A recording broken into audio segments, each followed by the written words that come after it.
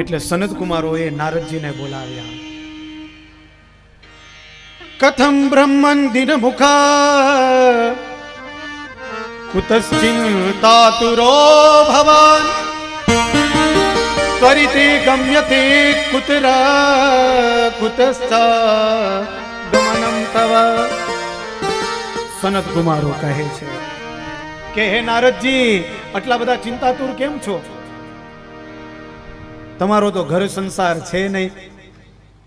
તમે જ્યાં ધારો ત્યાં જઈ શકો છો, જ્યાં જમવું હોય જમી શકો છો, જે મહેલમાં જવું હોય જઈ શકો છો, જ્યાં તમારે રહેવું હોય રહી શકો છો.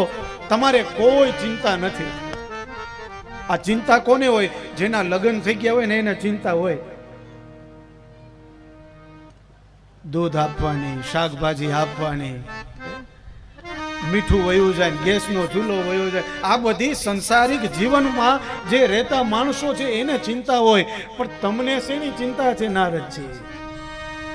આટલા બધા ચિંતાતુર થઈને નીકળ્યા છો. કુતસ ચિંતાતુરો ભવાન ત્વરિતમ ગમ્યતે કુત્ર કુતશ્ચાગમનમ તવ. ક્યાંથી આવ્યા છો અને ક્યાં જઈ રહ્યા છો? અને ત્યારે નારદજી કહે છે કે હે સનત કુમારો, અહમ તુ પૃથ્વી યાતો. હું આ પૃથ્વી ઉપર ગયો. કઈ કઈ જગ્યાએ? તો કે પુષ્કર, પ્રયાગ, કાશી, ગોદાવરી, હરિક્ષેત્ર, કુરુક્ષેત્ર, શ્રીરંગ, સેતુબંધ, રામેશ્વર, આ બધા તીર્થ ક્ષેત્રની અંદર ગયો, પણ એકઈ જગ્યાએ મને શાંતિ મળી નહીં.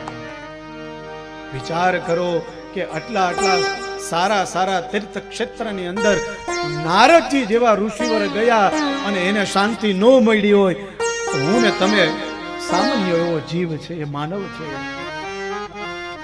એવી જગ્યાએ આપણે જતા હોય ને આપણને શાંતિ ન મળે. નારદજીને શાંતિ નથી મળી. એનાથી વિશે નારદજી કહે કે આ પૃથ્વી ઉપર માણસો કેવા જોયા? તો કે સત્યમ નાસ્તિ તપઃ શોચમ દયા દાનમ ન વિદ્યતે ઉદરમ ભરિણો જીવા વરાકાકૂટ ભાષણ. આ પૃથ્વી ઉપર અસત્ય માણસો જોયા, જે સત્યનું પાલન કરતા નથી. સત્યમ નાસ્તિ. આ પૃથ્વી ઉપર હવે સત્ય રહ્યું નથી,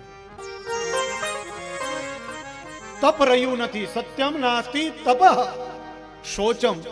તપ રહ્યું નથી. શોચમ એટલે કે પવિત્રતા રહી નથી.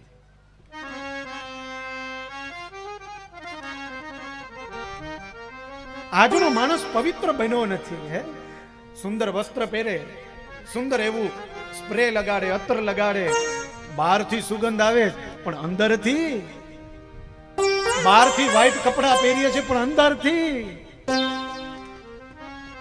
અંદરથી આપણું મન પવિત્ર છે, અંદરથી આપણી આંખ પવિત્ર છે, અંદરથી આપણી જીભ પવિત્ર છે?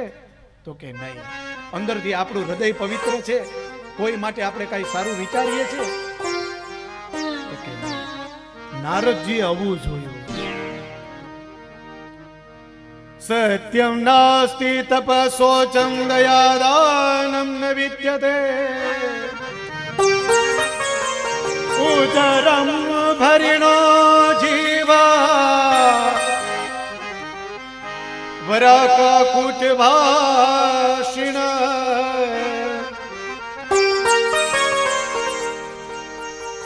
એનાથી વિશેષ કહું ને તો દયા પણ રહી નથી, દાન પણ રહ્યું નથી. અને માણસો કેવા થયા? તો કે ઉદરમ ભરીનો જીવા વરાકાકૂટ ભાષિણ. પોતાનું પેટ ભરાય છે ને આજુબાજુ વાળાનું જે થાવું એ થાય. અને લોકોને અત્યારે આ હમણાં ગયું ને આપણે કોરોના, બધાને કોરો તો કરતું ગયું, પણ એકબીજાનો અનુભવ એ કરાવતો ગયું કે કોણ કેટલામાં છે, કોણ કેટલો કેને ઉપયોગમાં આવે છે. જે લોકો મારું મારું કહેતા ને, એ મારા ખબર પડે કે કોરોના થયો છે એટલે એ ગામ બદલીને ગયો છે, તો એ મારું ક્યાં જવું સાહેબ? આ બધું શીખવાડી ગયું. ભલે રોગ આ બધું આવ્યો, આપણે બધા આમ 5-6 વર્ષ 7 વર્ષ બધા પાછળ હટી ગયા, પણ મને ને તમને આ શીખવાડી ગયું કે કોઈ કોઈનું છે નહીં સાહેબ.